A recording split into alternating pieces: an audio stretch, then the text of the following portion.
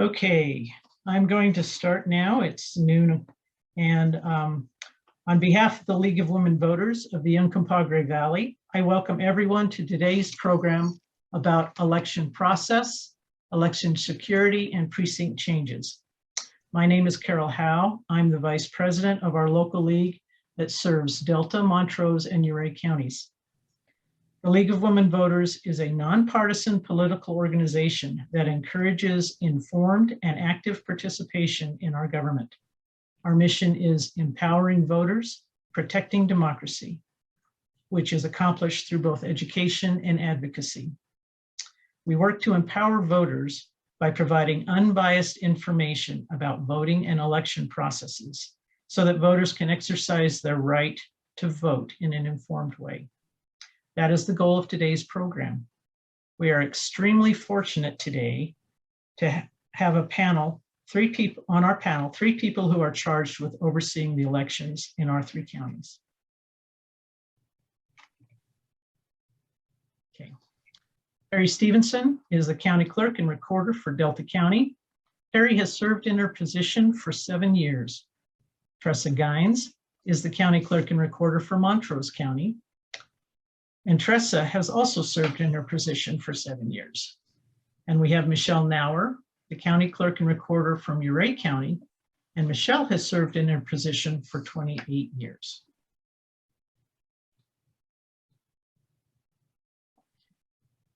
These three ladies have put together a very informative program for you this afternoon. Ms. Gines will start by discussing the election process and election security measures that are in place in Colorado. Ms. Nauer will then talk about voter responsibility and voter registration information. And then Ms. Stephenson will address the redistricting and precinct changes that must be made as a result of that redistricting. Each speaker will have approximately 12 minutes for their portion, then we will have time for questions near the end of the program. You'll be able to submit your questions via chat. The chat will be disabled until the question and answer period, so we don't have distractions on the screen while our speakers are talking. We are recording this meeting, and it will be available for later viewing on our league website, and we will share it with the counties as well. Please mute yourself so our speakers are not interrupted. I recommend that you view the presentation in speaker view, which you can select if you hover over the upper right on your screen and click on the view and select speaker view. That way the person speaking will be most prominent on the screen. And I recommend you turn off your video when you are not speaking. So without further ado, let's begin with Montrose County Clerk and Recorder, Tressa Gines. Hello, I am Tressa Gines, and I am here to talk about the mail ballot system. Colorado is a mail ballot system. We have had it in place since 2013. It's a mail ballot is sent to all registered active eligible electors who have presented their acceptable form of ID. In Colorado, typically that is the driver's license. The mail ballot is, it's convenient to everyone. It's convenient for the voters specifically because it provides time for them to educate themselves. We also provide sample ballots. This is one of them for the city municipal election that's coming up, to where the elector can come in and get a sample ballot, investigate the candidates or the measures that are on the ballots, and educate themselves in that process. That's what this is all about, is educating yourself in the process. Colorado has a number of fundamental, just key components that make our process transparent and full of integrity. And I would say number one is legislative action. There's laws in place that have set every process in it. It's statute driven in full from beginning to end. We have oversight and accountability. Our oversight is through the Secretary of State's office. They provide legal direction and accountability. We also have accountability through the major political parties, watchers, observers, the media, the citizens, our co-workers, and our election judges. We have ballot tracks implemented in the last several years, and that is an automatic system to where the voter gets notified, whether it be through an email, whether it be a text message or a voicemail, that their ballot was sent to them, that their ballot was received by us, or that their ballot was accepted through signature verification. We have 24/7 video surveillance. The entire election process is under 24/7 video surveillance. It's recorded, it's maintained, and then we protect those hard drives in our vault for at least 25 months after each election. All of our election officials and all of our judges, we undergo criminal background investigations. Oaths are administered. We have extensive training, and we all have a solid understanding of the process and the system. We use bipartisan teams of judges to do everything. So that means a Republican and a Democrat is used together at the same time to work throughout the process together in teams. And there's key roles that these judges conduct. We have a lot of audits and tests they conduct. They conduct signature verification, any duplicating ballots. So when we get a ballot that has food on it, or it's torn and it's not readable by the machines, that's what those judges do, is they duplicate those ballots. The judges adjudicate, which determine voter intent. And then, like I said, the audits and the test before and after the election, as well as the canvass board. I want to talk a little bit more in depth about the statewide voter registration database. Colorado has had ours implemented since 2006, and election officials maintain and update that database throughout the year. And the sources, our daily sources, are the individuals that contact our office for voter registration and updates, govotecolorado.gov notifications, and then our monthly updates are a number of state and federal agencies that provide information to us. Of these is the Department of Public Health and Environment for deceased voters, the USPS for national change of address for voters who have moved, the Department of Revenue for driver's license updates, the Department of Corrections for the voters who are incarcerated and have lost their voting rights, online voter registrations, Electronic Information Center, which you've heard it called ERIC, which is a number of states, at least over 30, that they submit voter registration and vehicle license data to find duplicates and those who have moved and passed away. We also vet out the citizens in the process, and the Secretary of State compares our citizens list to the NLP, which is the non-lawfully present, as well as the temporary lawfully present database of the driver's license for that. Now, there's some confusion sometimes that we get questions about of the number of voters being accurate in comparison to other data, like the census data or the data of people who reside in the county. And a law passed back in 2019 that's called automatic voter registration, and that's anyone applying for a driver's license, including 16-year-olds and older, are registered to vote automatically. They're registered to vote. Now, that doesn't mean that they're eligible to vote. So we use numbers that are active eligible voters, but yet they are registered. So that's where some of the confusion lies, with numbers that may not match in various databases that we hear some talk about. Also, I get questions about voter activity that's tracked. We do not track how people vote. We only track who voted and how they submitted their ballot, what their method of voting was. Did they vote in person? Did they vote by mail ballot? Did they mail it to us, or did they drop it in a drop box? Colorado has solid, proven processes throughout our entire, from beginning to end. We're transparent in everything we do. The in-person voting, you've heard talk about the people voting on the machines. These machines, they're not connected to the internet. There's no wireless, there's no network whatsoever, there's no Bluetooth. They're not connected at all. The voter submits an ID. When the voter comes in person to vote on the machine, they submit an ID, they sign a signature card, and then they proceed to vote on the machine. They vote, they print out their ballot, they review their ballot, and then it's a paper ballot. So we have a paper trail for everything, even when they vote on the machine. And we keep all paper throughout the entire election for those 25 months that I was talking about. The ballots that are collected and received, we immediately start that process. The first one in received is the only one that counts. All others, if someone were to even try to vote more than one ballot, any other ballot, the first one received is the one that is accepted, and anything else is rejected, and we send those to the district attorney's office. Ballots that are undeliverable, we get questions about that. The Postal Service does not forward ballots. When someone's changed their address and we've already sent their ballot to them, or our vendors already sent their ballot, and it comes back to us undeliverable, we get that little yellow sticker on the envelope that says mail mail address has changed. So they don't forward ballots, but they do forward letters. So what we do is we track the ones that come back undeliverable, and then we send them a letter.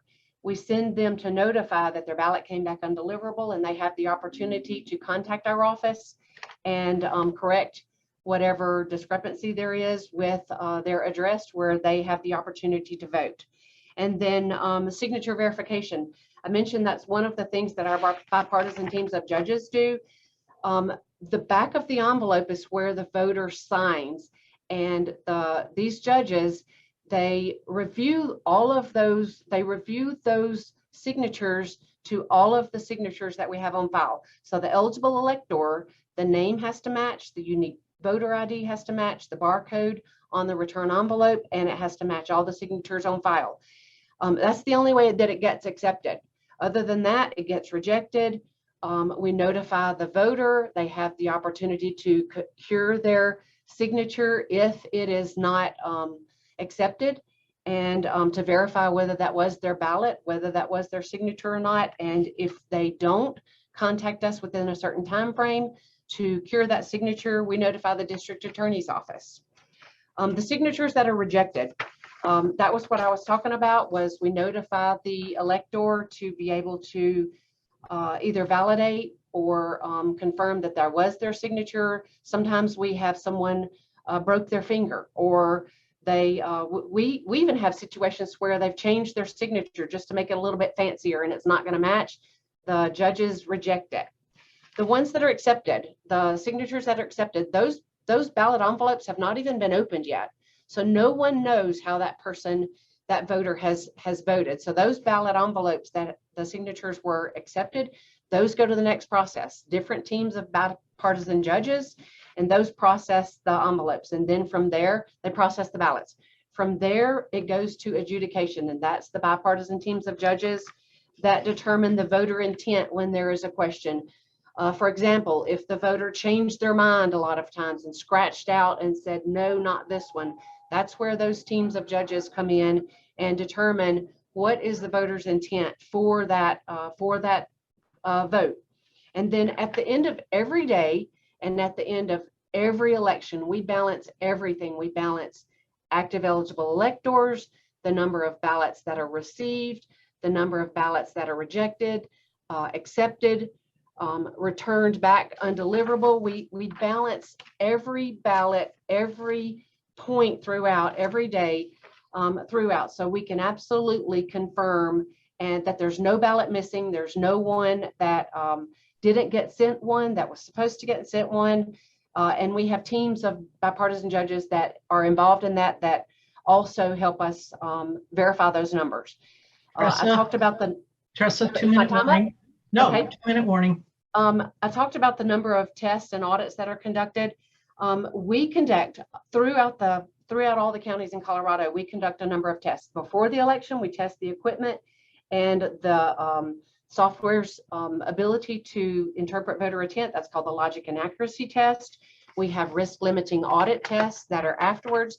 And then we have a cast vote record audit. And that is where you can probably see this just a little bit. We have an imprinter on our scanner, and it imprints the tracking number of every ballot in the system that goes in. So on that cast vote record, we can look at that large spreadsheet and we can identify the voters, the machine's interpretation of that ballot, and we can pull the ballot. We know exactly that it matches because of that imprinted number, and we can verify, yes, that one was interpreted correctly and it was conducted appropriately. And then I mentioned the canvas board. That's where the bipartisan teams of judges, as well as the political parties, come in and they audit our work and they verify that we match and that everything from the abstract of votes that are cast, that everything balances all the way from beginning to end. And then I talked about the record retention, that we collect and retain everything, every ballot, every machine ballot, every mail ballot, every signature, every envelope, everything that there is, as well as the 24/7 video surveillance.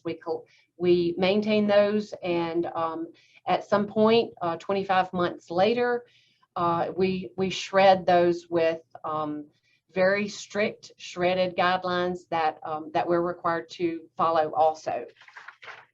Okay. That's the highlight of everything. There's a ton of details involved in every process, but that's the highlight of it all. Thank you. Thank you very much. I'm going to remind people, since we got some people join us later, we're saving the questions and answers to the end, and we'll be doing that by chat. Thank you so much, Tressa. And now Michelle Nauer will be talking to us about voter responsibilities and voter registration information. And okay. Hi, everybody. I'm Michelle from Uray County, and I've been doing this for a long time, and I've seen an incredible amount of change throughout the almost 28 years that I've served as clerk, even going back farther to hand counting and handwriting all the lists and typing lists and stuff. So it's been really an interesting journey for me. I'm going to talk a little bit about voter registration. Voter registration is actually really simple in Colorado. GoVoteColorado.com is, or GoVoteColorado.gov. Both those will work to get you to a website where you can register a new voter registration, change your address, change your party affiliation, change anything you want, even cancel your voter registration. So Teresa alluded to the program SCORE. That's where we track the voter registration information. Right now, we do have a new automatic voter registration. We call it the AVR program, where when somebody goes to the driver's license office and gives, let's say they're from out of state and they're getting a Colorado driver's license, they can register to vote automatically. They don't even need to initiate it. It's an automatic voter registration. And that information electronically comes through to SCORE, and that person is automatically registered. We send a letter to that person and say, if you wish to declare a party affiliation or change something, that you can do it, but it is an automatic process. Now, if you're not new to Colorado and you already have a voter registration and you wish to change your address or your party affiliation or anything, you can do it either electronically or by paper. So if you do it electronically at the GoVoteColorado.gov website, you just need to have your, I believe it's your driver's license. You put in your name and your address and your driver's license information, and it will bring up your record, and you can update your record at that point. That's the electronic version of it. You can also do it by filling out a piece of paper. Here's a voter registration form. The voter registration itself has your name and your address, and usually your driver's license number and the last four of your social security and your birth date. We use all that key information to know that it is exactly you when we are getting you registered to vote, and that there's no duplicate person out there, because everybody has a unique last four of their social and their birthday. So that's how we keep track of people. I want to talk a little bit about addresses. The SCORE program actually allows for 3 different addresses. The address where you live is the street address that needs to be put in there. There's no mailing, no PO boxes are allowed for a street address. And then your mailing address may be the same as your street address, or it may be a post office box. Here in Uray, we have a lot of post office box addresses. Then in third address is, where do you want your ballot mailed? And this is really key for the snowbirds, especially in the Colorado counties around here. We have a lot of snowbirds. So the address where to mail your ballot is often what needs to be changed depending on the election. Sometimes our snowbirds are back here in Colorado when we have the primary election, which is the latter part of June, but yet they leave town once snow hits, which is usually mid-October. So I'm always telling my voters, go in and update your ballot mailing address. You don't need to change anything else, just your ballot mailing address, so that you can get your ballot wherever you're at. And I suggest doing that about 60 days prior to the actual election. So the election is the latter part of June. I believe it's June 28th. So by May, so this year with the upcoming primary that's coming soon, coming fast, then if you update it 60 days in advance, that would be approximately May 1st.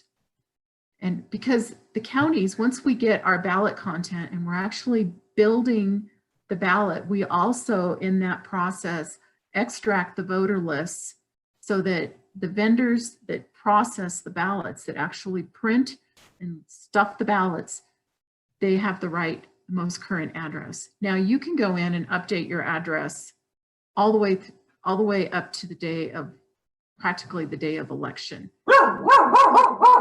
Sorry about that. I'm at home because I'm having a snow day. That's my puppy. Anyway, so update your mailing address and check that every election so that you know where your ballot's going to be mailed to. Also, political party affiliations. If you want to know what that is, go check your voter registration record. There are actually 7 parties in Colorado. There's the American Constitution, the Approval Voting, the Democratic, the Green, the Libertarian, Republican, and Unity Party. Unaffiliated is not a party. But if you don't wish to belong to one of those parties, you can remain unaffiliated. You can also pick which ballot in a primary, whether or not you want a Democratic or a Republican ballot to be mailed to you. Otherwise, if you do not do that, by default, you will get two ballots. So I think that's it as far as the voter registration. Keep in mind when you register to vote through govotecolorado.com electronically, it's the signature that you made at the driver's license office is a signature that gets attached to your record.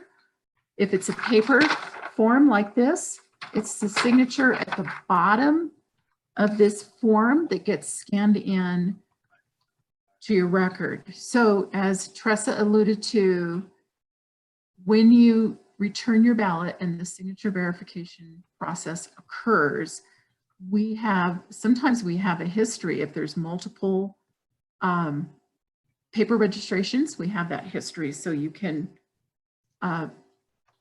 sorry, my puppy is distracting me. So you can get a signature compare. Sometimes the driver's license office, the pad that you sign your name on is a little difficult to read, but that is what we have to use for your signature verification. I always suggest to everybody when they register to vote, you need to register to vote exactly as what's on your driver's license and do your signature exactly what's on your driver's license. Because people call me up and say, what does my signature look like? And I'll say, look at your driver's license. Please use the signature, because sometimes people have different kinds of signatures or they abbreviate their names somehow differently. So it's really important. The signature is very important. And if you need to update that signature, sometimes, people's signatures get shaky or something. We're happy to help somebody take care of that, to update their signatures. Again, for all those snowbirds that are out there, update your record to make certain your ballot's going to the right address at least 2 months before the election. That really is helpful for us. So anyway, that's it. I'll wait to see if you have any questions later. Thank you. Okay, thank you very much. I appreciate that. That's wonderful information. Okay, and now Teri Stephenson the clerk from Delta County, will talk about redistricting and the precinct changes that have resulted from that. So take it away, Teri.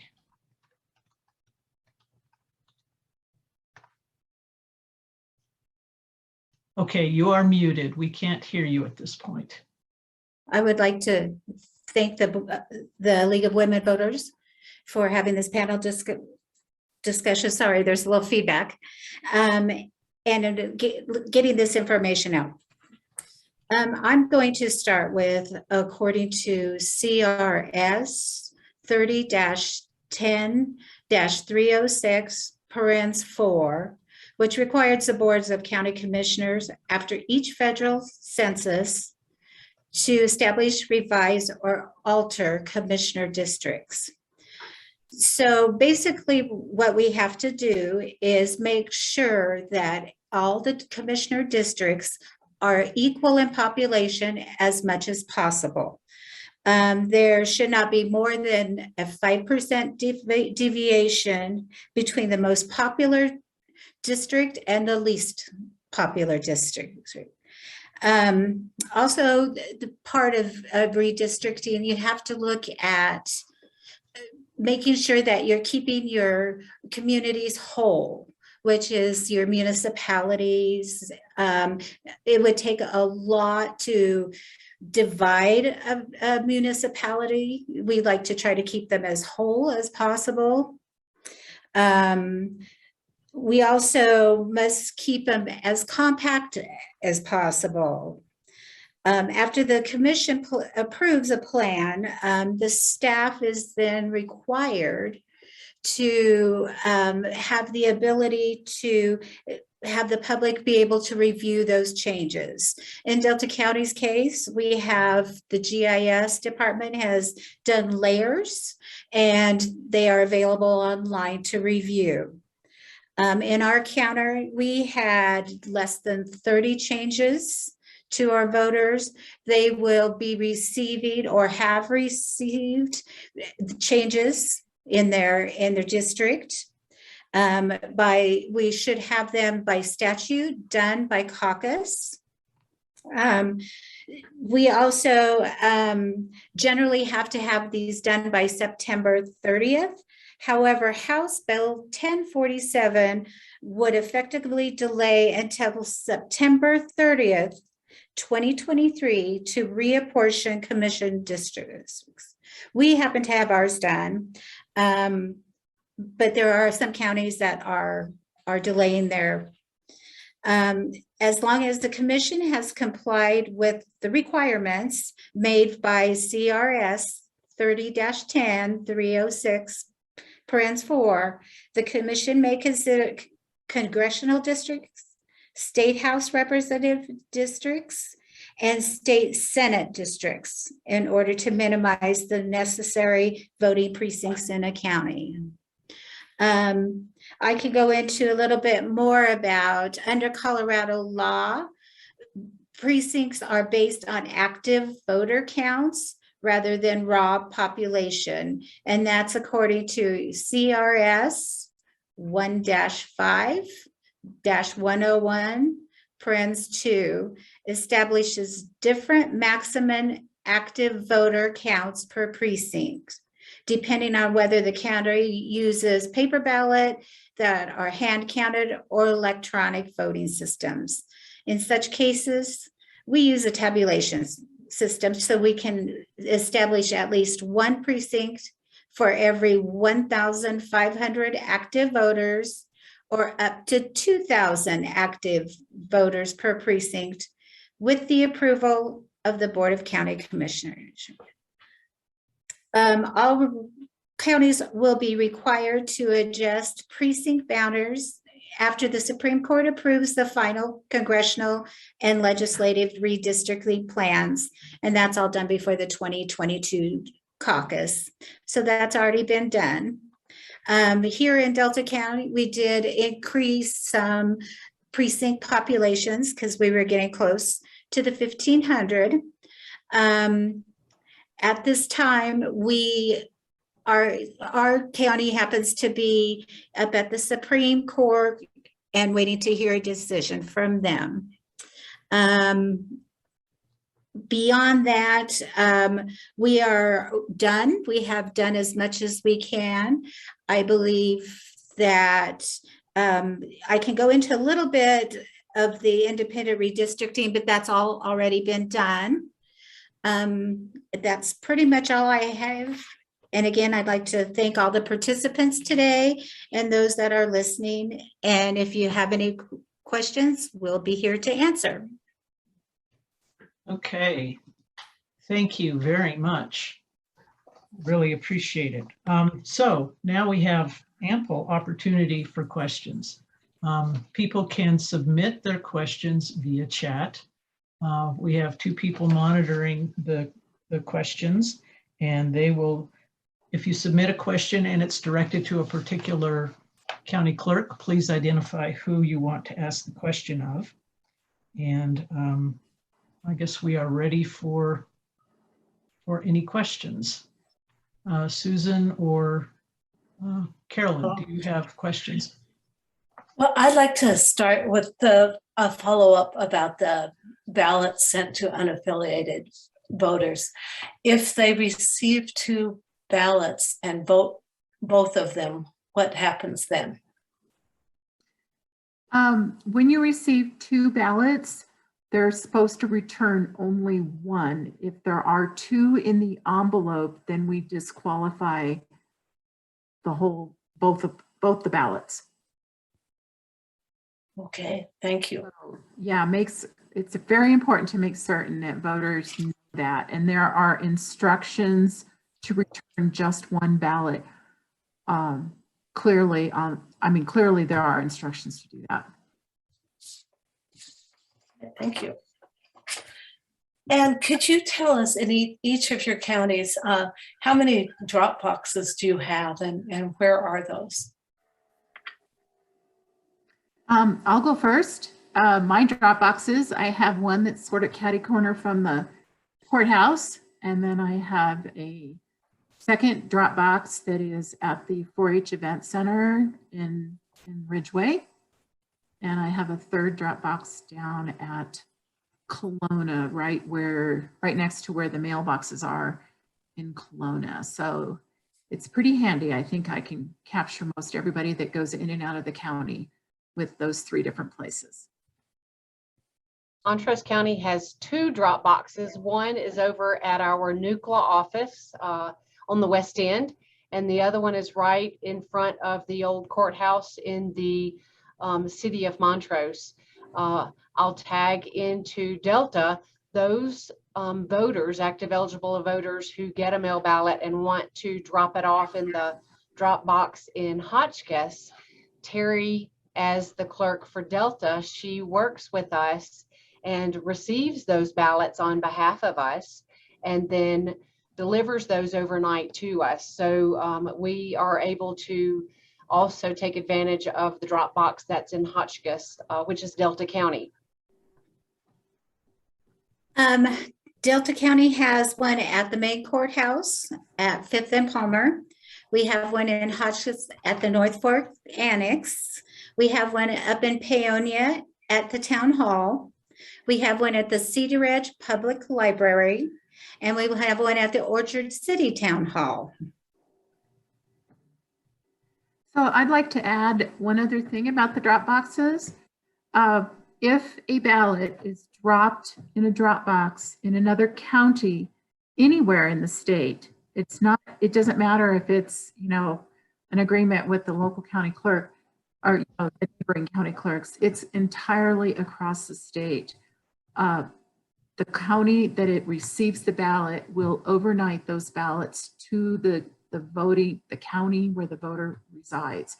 So for example, if it's dropped at UNC over in Greeley or somewhere over there, somebody's going to college over there, they can get their ballot and then they can drop it over there, and it is timely received, and we ultimately will count it post-election. Wonderful, thank you. Can you tell us what makes an active voter become inactive? And then a follow-up to that, how does an inactive voter get restored to active status? Yeah, I kind of meant to touch on that and I didn't get a chance to really do that. A voter gets converted to an inactive status when mail is returned. So if their ballot is returned undeliverable, they are pushed to an inactive status. That doesn't mean they're not eligible to vote. It just means they're inactive because we can't get the ballot mailed to them. So all they have to do is go to govotecolorado.gov and update their mailing address, and that will reactivate their record.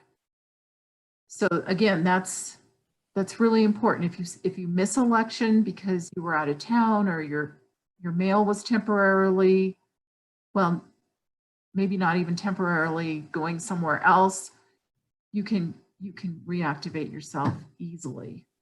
That's why I encourage everybody to check their voter registration before every election. And how many elections can you miss before you were purged? That is 2 general elections. So for example, if the last time you voted was in let's say 2018, and then in 2020 you had moved away and we somehow weren't ever notified of that, and the ballot came back as undeliverable, you would be pushed to an inactive status. And then if you failed to vote in 2022, you would be purged after missing the 2 general elections. So we call it list maintenance, and Tressa alluded to that. There are different methods of getting folks, if somebody passes away, we get notification for that. If somebody moves out of state, sometimes the ERIC reports will show that. However, sometimes people's voter records stay on there unless they actually go on to Go Vote Colorado and cancel their voter registration. Sometimes the voter rolls look like they're inflated, and because everybody knows their neighbors and they know whether or not they've moved, but there's been no activity on their voter record, their name just stays there. We cannot change a record, modify a record of any kind without the voter initiation of it. Right. Good to know. Could you talk to us about your county election websites? Do you update those regularly with the 2022 election information? And if so, when might voters be able to access that information? Montrose County, we do maintain our website to current. And as far as 2022, we will post the important dates for the June primary, which is June 28th. So we'll post when our logic and accuracy test will be scheduled and invite the public. We'll post the various important dates when we mail the ballots, when we mail UACAVA, obviously election day. And then after the election, we will post quickly, that election night, we will post the unofficial vote tally. And then as we go through the cure process, the 8-day cure, and go through canvas, then we'll post the final votes. Is that the same for Uray and Delta counties? It pretty much is. We try to get those important dates out there as well. We also do links to Secretary of State's for any information that they would like to have there. So we try to get as much information out there as we can. Same in Uray. You know, we do have links to the Secretary of State's office and election night reporting and all of that. So Thank you. What about information about party caucuses? Is that information shared with the clerks, and is that something that would go on your website? Montrose County, we have not posted that information on our website at all. The way that now the party is required to notify the Secretary of State's office as well as our office for informational purposes when they plan to have their caucus, the location, the date, the time, as well as their assembly. And then when we get people who contact us and want that information, we share it at that point. And then our other relationship with the party is that we provide them a statutory requirement is we provide them the list of people, the voters who are eligible to vote. Well, of the voters, active and inactive, who are affiliated with their party. We do provide that list also. yeah, Delta County is I the agree. same. You know, the caucuses are pretty much handled by the parties, and our only real obligation is to supply those lists that Tressa just alluded to. So yeah, and I assume that the state parties assist the local parties in managing their caucuses. Thank you. I would like to point out something right quick that has come up very recently. We've gotten several phone calls and contacts, questions from the various parties' precinct chairs and wanting to know why certain people aren't on those lists. The clerk's offices don't provide any confidential voter information to the parties. That strictly comes from the state Secretary of State's office to the state party, and then the state party disseminates it out to the various counties. So if you know of a particular law enforcement person who lives in your neighborhood, or someone who has chosen to be a confidential voter, they will not show up on those lists that we provide to the parties. So that's good to know. Thank you. So I have a follow-up about the drop boxes. What are it's kind of a multi-part thing, you know, what kind of rules surround the drop box? How often are they emptied? What kind of security do you have for them? Well, I'll go first. My cameras are turned on for when the drop boxes are officially opened, and we also accept other kinds of tax payments and such. So we do try to keep them open year round, but the security cameras are on when we're actually in election mode. And in Uray County, they are checked once daily up until a couple of days before the election, like the Monday before election, we'll check them twice. And on election day, we tend to check them 3 times. So my judges will go out, bipartisan team of judges will go out and take the ballots out and clean them out.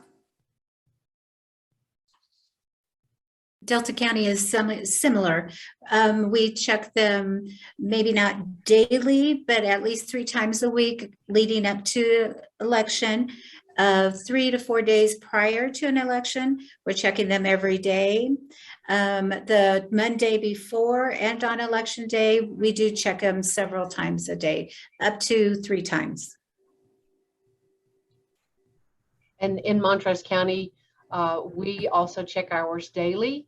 And then as it gets closer to election day, specifically the Monday before, we'll check it a number of times throughout the day. And on election day, it depends on the type of election. The general election, presidential, we were checking it every 2 hours because we knew that we were getting a lot of voter turnout. Whereas a different election that would be less voter turnout, we would check it as needed at least 4 times a day leading up to, and then we check it at 7 p.m. when the polls close, and then lock the mouthpiece of the ballot boxes to where no one can submit their ballots after that 7 p.m. deadline. Okay. And do you have to put your own ballot in the drop box, or can someone drop it off for you?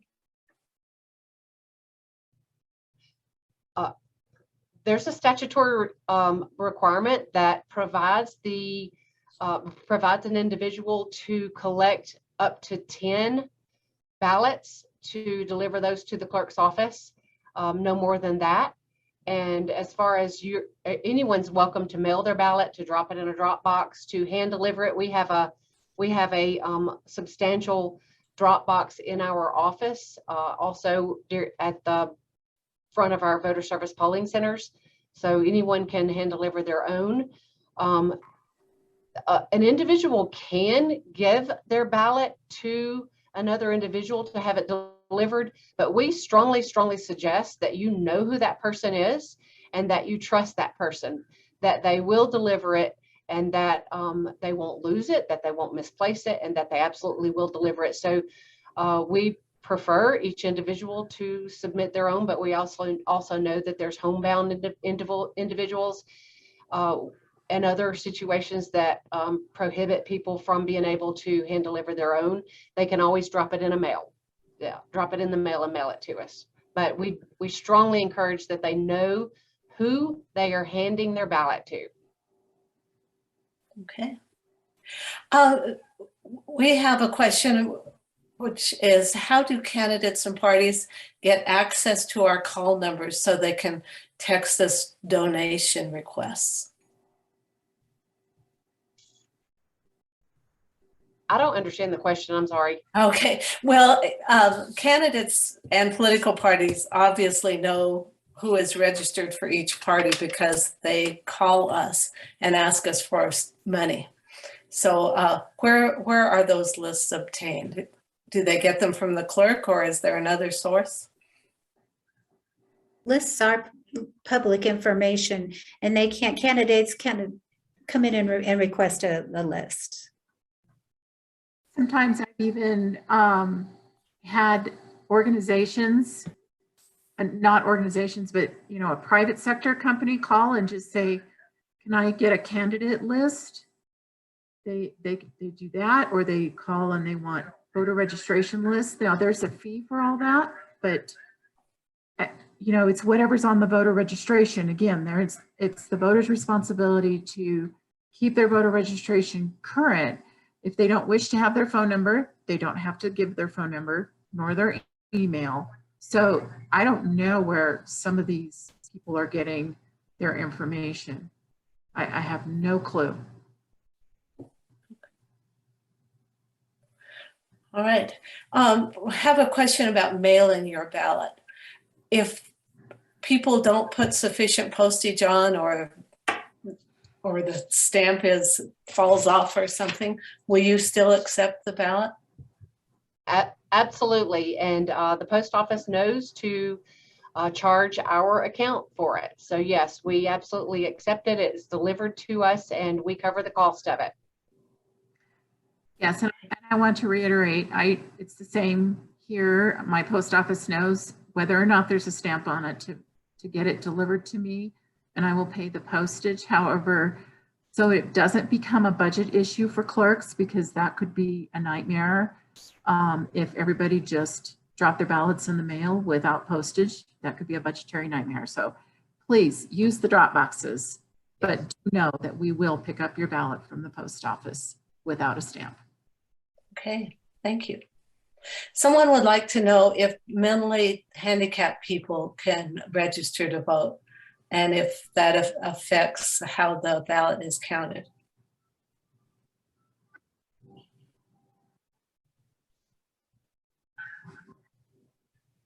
I believe everybody has a right to vote. If they need assistance, we have people available to assist, and it will be counted just like any other vote. Okay. With regard to poll watchers, have there been changes to Colorado's poll watcher statutes?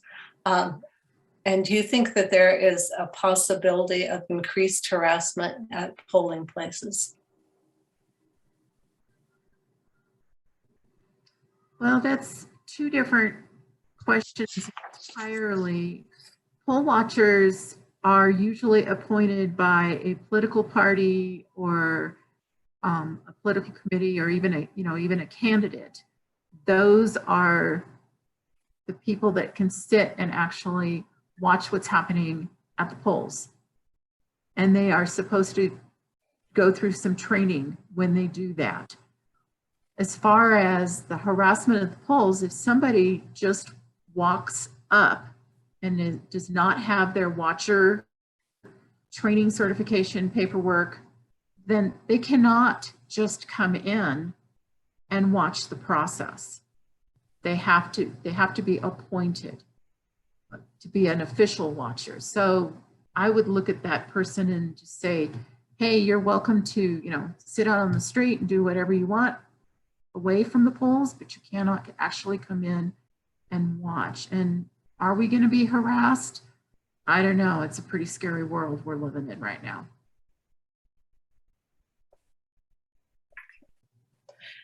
So keep in mind, we do have lots of security, or at least I do in Ouray. I have cameras outside of my voter service polling center, inside my voter service polling center. So there is security, and I may even go so far as to have an actual security guard around if we sense that there's going to be some sort of harassment of any kind. So we're prepared for that. But an actual poll watcher is much different than somebody just coming to the polls and demanding to see something. okay. Also, our election judges and our staff are trained to recognize if there is a situation, or if they're notified of a situation, they know to immediately address that, to whether they can, it depends on the level of harassment, they can go and address it themselves, or if we need to contact law enforcement, or the next step of whatever the event needs to how it needs to be handled. Thank you. So I have the next to the last question, and that is, can 17-year-olds vote in the primary if they will be 18 by the time the general election comes around? The answer currently is no. There was a time period when the law changed that did allow 17-year-olds to vote in primaries if they were going to be 18 years or older by the following general election. But recently the law changed back, and that is no longer available to 17-year-olds. Now, again, like I said earlier, 16 and 17-year-olds can register to vote, but that does not mean they're eligible to vote. Okay, thank you. So I have a comment for you, and then one last question for each of you. And the comment from one of our watchers is that I so appreciate the participation of all three of our county clerks. I hope the voters of these counties appreciate how committed, hardworking, and professional they and their staff are. We are so lucky to have them do the quality of work that they do. So thank you. And then if we could just wrap it up with, if you could give us a statement, what's the most rewarding and the most challenging aspects of your position? Well, the most rewarding for me is to be able to serve my community, the constituents of our county. The most challenging right now is definitely elections. and the concerns that people have. We want this as part of educating them as to the process, so they can feel confident in the results that we have. I think we have a really good system here in Colorado. I think our clerks do a great job, and their staff is also committed. My staff is very loyal and want a good result, that the community can be assured that it was done correctly. I'll have to say basically the same thing. My most reward is to be able to effectively lead the staff to conduct their role in what they're required to do in their job.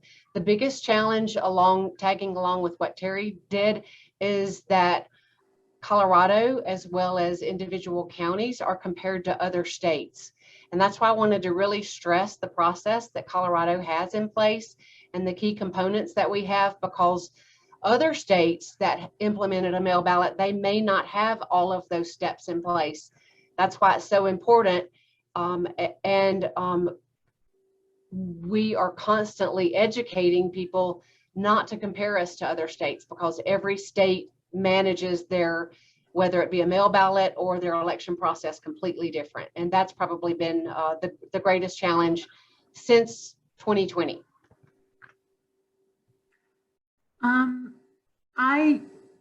I just love working in the clerk's office and have done it obviously for a long time. And I love the diversity that the clerk's office has. And elections is a big component of the clerk's office. And elections is much more front and center now, particularly since 2020. So the challenge that I experience is, again, kind of Tressa and Teri both alluded to it, is the misinformation that goes on out there. I invite anybody to come in and visit the Voter Service Polling Center and listen to what we have to say, walk in our shoes for a little bit. But that is the challenge, particularly over historically for me, is to see the tension that has arisen out of elections. Elections are secure. I will tell anybody, please come and visit and talk, get educated, learn exactly what we do in Colorado. And one of my favorite sayings in everything is there's 50 United States, but we don't do everything exactly the same way. And I believe Colorado has a really great election method with our mail balloting and our voter service polling centers. And we have lots and lots of security to oversee everything. So I'm really proud of what has happened over the last, 20 years or more. But the challenge right now is the educational component for the voters of Colorado. Well, with that, unfortunately, our time is up. We have learned a lot of really important information. I want to remind everybody, we did record the program. We will have it up on our website by the end of the week. That's lwv-uv.org. I will also be sharing the video of this with the counties so that they can make it available through their websites. Thank you so much to our panel. We are so fortunate to have these ladies overseeing our elections locally. Thank you very much for taking time out of your extremely busy schedules. I'm going to share one more screen with everybody that has a lot of information. These are many of the websites that our clerks mentioned. The govotecolorado.gov is the Secretary of State website. There are other websites here for each of the different county clerks' offices. The League of Women Voters nationally, not just locally. pulls together information on ballot issues and candidates in the vote411.org. Anybody in the United States can go to this website, type in their address, and get information on candidates, ballots, and other voting information. And then this is our League of Women Voters website, lwv-uv.org. So that concludes our program this afternoon. Thank you, everybody, for attending. Thank you. Thank you. Thank you.